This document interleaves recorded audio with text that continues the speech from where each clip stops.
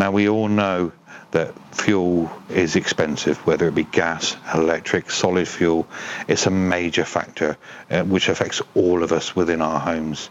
Fuel poverty is a major problem throughout the whole of the United Kingdom. So not just you, everybody.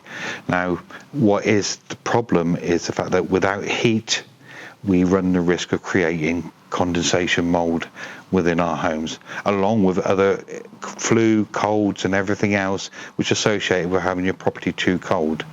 Now, there's an ethos which most people think that, oh, I get up in the morning, I'll turn my heating up to 30 degrees for 1 hour, that's nice and warm for when I get up and the kids get up and we go to school, and then we turn it off.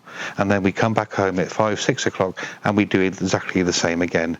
The problem with that is the fact that what you're actually doing is you're giving a blast of heat into cold air, and then you're allowing it to hit back into condensation, and that will then go to an outside wall, especially around windows, and you start getting build up a condensation mold. And your cost of heating this way is actually very expensive.